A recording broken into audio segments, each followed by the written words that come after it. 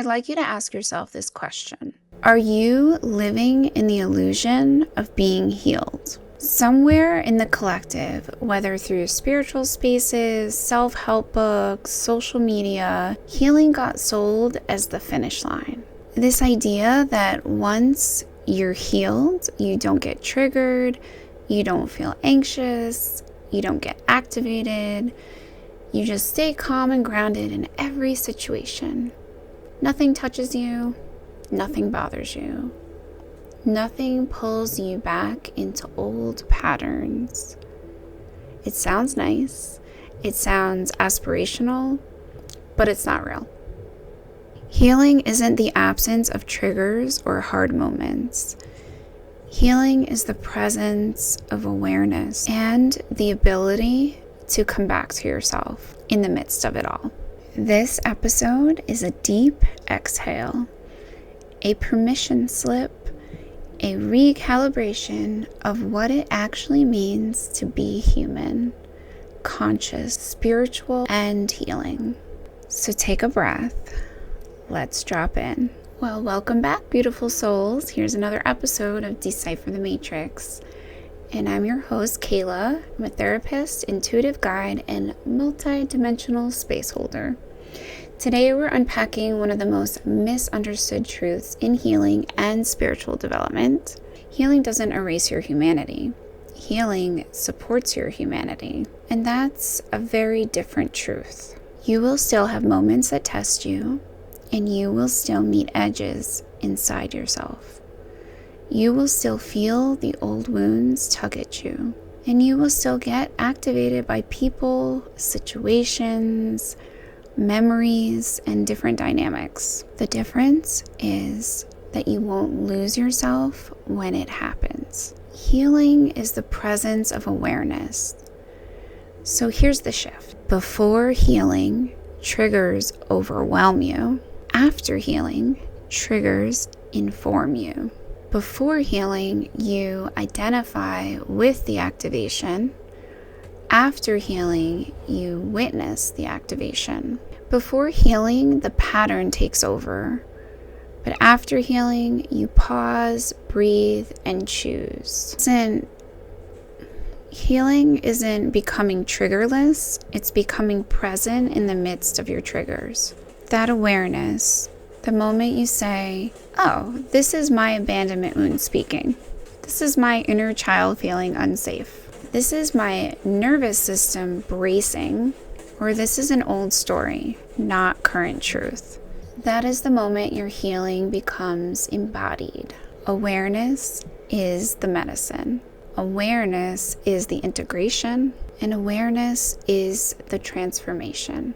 So why do triggers show up on our path? Let's talk about why you're still getting triggered, even after years of therapy, spiritual practice, or deep inner work.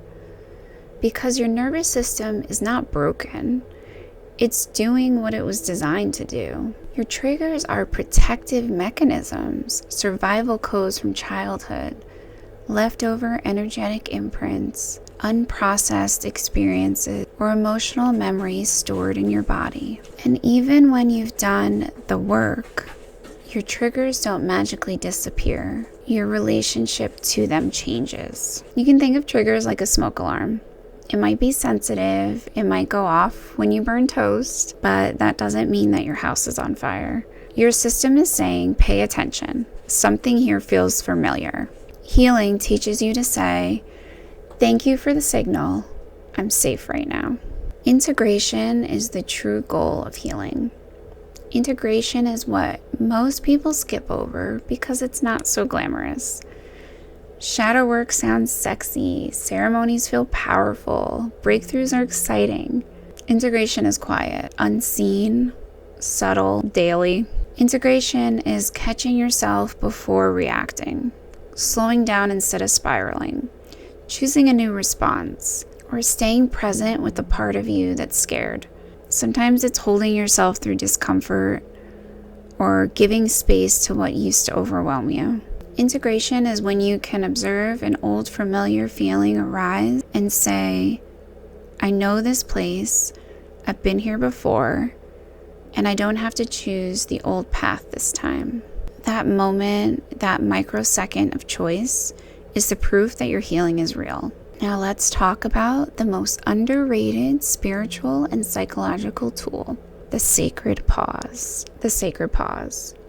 It's that tiny sliver of space between the trigger and the reaction. The sacred pause is where consciousness enters the body. The sacred pause is where you become the observer instead of the reactor. The sacred pause is the portal where you shift your timeline. It may not look dramatic on the outside, but internally it's massive. Instead of shutting down, you breathe. Instead of panicking, you ground.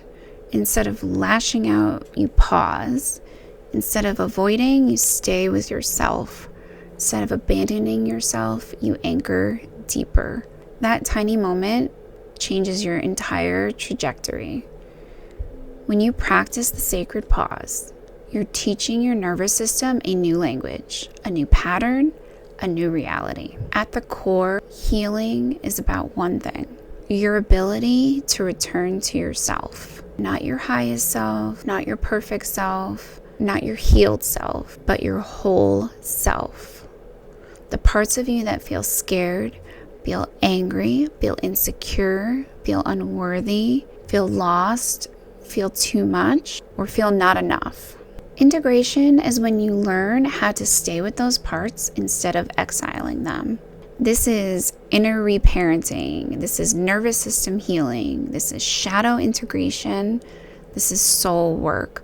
This is psychological maturity. When you come back to yourself, you're saying, I'm not abandoning you. Even when you're activated, even when you're scared, even when you're messy, I'm here and we're okay. That is the moment when your inner child begins to trust you. That is the moment your nervous system softens.